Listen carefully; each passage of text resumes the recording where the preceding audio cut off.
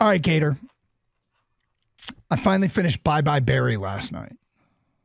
The Barry Sanders documentary on Amazon Prime. Uh-huh. Have you watched it?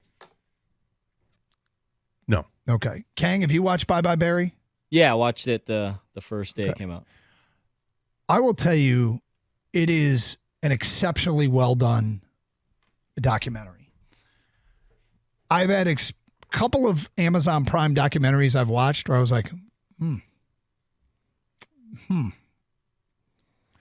I was not like, because I like watching documentaries. Yeah. And I wasn't like blown away.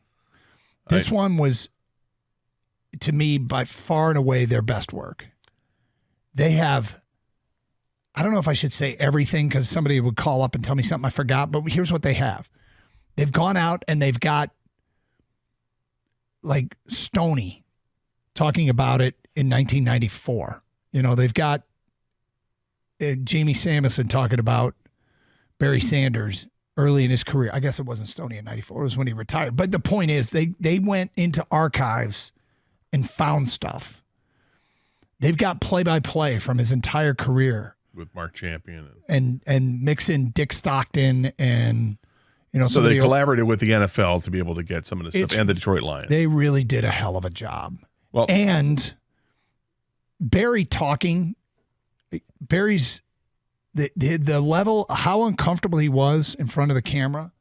Like they found some video that I'd never seen before. It doesn't mean that others hadn't. But like the night he got drafted, ESPN sent a young reporter named Dan Patrick to Wichita to wait and interview Barry. And Dan was like, I was waiting forever. And I was actually getting a little irritated because he said he'd talk to us and then he disappeared. And then when Barry shows up, young Barry Sanders, at one point actually kind of rips on Dan Patrick. He's like, yeah, people call me shy. I'm not shy. I just don't really think I need to do this. But what I'm discovering is some people only want you to get what they can out of you. They're using you to get. And I'm like, Dan Patrick sitting right there holding a mic. And I'm like, hey. I was like, wow. I don't remember this sort of salty, borderline salty interaction, but there's so much in it that's so good. Lomas Brown, Kevin Glover, Champion, of course, vintage Mark Champion, play-by-play. Brandy's in there. There's so many shots of the Silverdome that'll take you back with the yellow big boy cups. Oh, he only played in the Silverdome. But I'm just saying, they've got so many fan shots. It's so cool. It will take you back. Well, I will watch it. I haven't watched, and I'm glad you're saying this because it reminds me I need to watch this. My concern about it, and I'll get over it, is that I kind of know what the ending is going to be with this whole thing because it's not a real big secret why he retired. I mean, he's basically just, fell out of love with the game, but I'm glad to hear that they did collaborative efforts with the NFL and the Lions because that's otherwise your documentary is going to be crap. I've watched a ton of documentaries. I love watching documentaries, whether it's sports or history or whatever. But if you don't have footage, if you don't have access to the footage that matters, like you're talking about some great incident that happened and you've got nothing on it. You're doing like showing still photographs, right? Or I've seen 30 for 30 do this. They've got animation, or animation or reenactments. It's not the same. No, they did a fantastic job with Bye Bye Barry, and so it's on Amazon Prime. I couldn't recommend it more. Kang, your thoughts? Yeah, they did a great job. There was one thing that I thought was missing, though, Doug. Which is? I knew there'd be something. They didn't answer one pretty big question that I still want to know. And it's not, why did you retire? It's, why did you retire when you did? Mm. Yeah, the eve of training camp. Yes. Now, that's a big deal because they had to go into the season with, I think, Ron Rivers or whoever it was. I forget. Greg Hill, I believe. Hill. No, they went and got Greg Hill, I think, at some point. But I think it was Ron Rivers.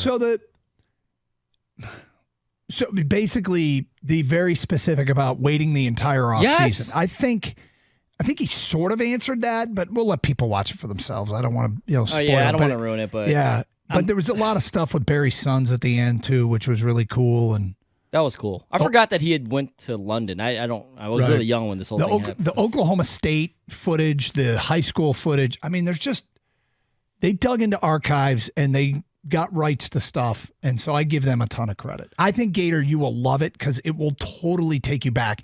And it's funny because I want to put it on over the holiday break when all the kids are at home and just have them watch it just because just the Barry highlights alone. Barry highlights are amazing. They're still fun to watch. His statistics are amazing. We talked with Jared Goff about Jake Browning and his 92 touchdown passes in high school. That's insane, right? Yep. Barry Sanders ran for over 2,600 yards his last year at Oklahoma State. 2,600 and had like 30 touchdowns or something, like 35 touchdowns, whatever it was. That's unbelievable playing in that conference back then. Mm-hmm. You know, when you're playing Oklahoma and Nebraska, when Oklahoma and Nebraska were Oklahoma and Nebraska, you know, that was not an easy task. He was extraordinary, obviously. Yeah, but it's just, I mean, statistically, he's fun to look at. Tons of video and interviews with his dad. I thought that was the best part for me, Doug. The relationship between him and his dad. Clearly love, but his dad, that's some tough love.